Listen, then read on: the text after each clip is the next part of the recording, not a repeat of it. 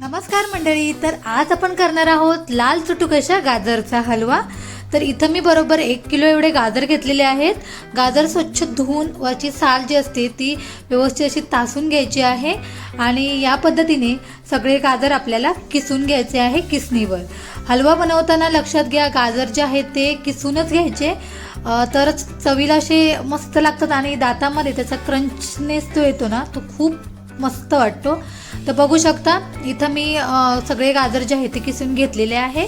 त्याच्यानंतर इथं मी कढईमध्ये बरोबर 5 ते 6 चमचे एवढे तूप घेतलेलं आहे. तूप गरम झालं की त्याच्यामध्ये किसलेला गाजर जो आहे तो आपल्याला परतून घ्यायचा आहे.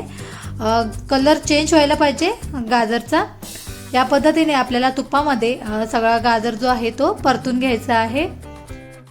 थोडासा कलर चेंज झाला की ह्याच्यामध्ये आपल्याला आता ड्रायफ्रूट्स घालून घ्यायचे आहेत. तर ड्रायफ्रूट्समध्ये मी घेतलेला आहे थोडेसे बारीक चॉप करून बदाम, त्याच्यानंतर बारीक चॉप करून घेतलेले आहेत काजू, ते घालून घ्यायचे. त्याचप्रमाणे थोडेसे मनुका घेतलेले होते, ते सुद्धा तुपामध्ये आपल्याला भाजून घ्यायचे आहेत या गाजरसोबत.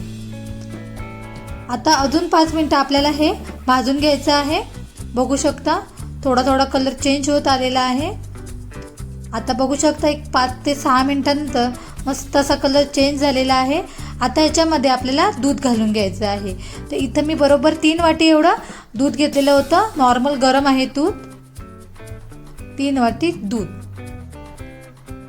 आता दूध घालून झाल्याच्या नंतर सगळं मिश्रण व्यवस्थित असं मिक्स करून घ्यायचं आणि या दुधामध्ये आपला गाजर जो आहे तो व्यवस्थित असा शिजू द्यायचा आहे आपल्याला.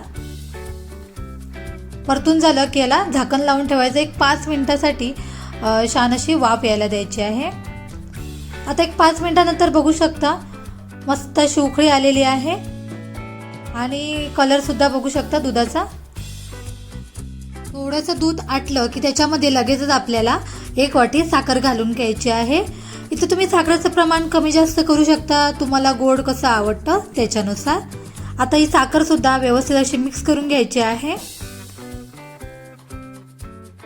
त्याच्यानंतर इथं मी थोडंसं मीठ घेतलेलं आहे, थोडंसं किंचित घालायचं.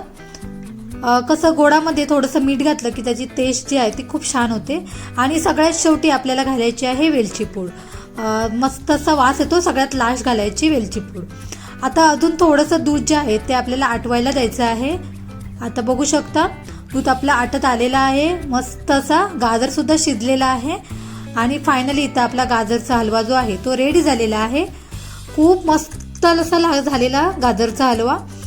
तर थंडी सुरू झाली त्याच्यामध्ये काय होतं की गाजर सगळे मार्केटमध्ये आपल्याला भेटतात, अगदी स्वस्त भेटतात.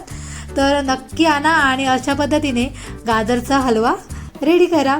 कसा वाटला व्हिडिओ मला नक्की सांगा. त्याचप्रमाणे व्हिडिओ आवडला असल्यास त्याला लाईक करा. चॅनलवर नवीन असाल तर चॅनलला सबस्क्राईब करा. भेटूया पुन्हा एकदा एका नवीन व्हिडिओमध्ये.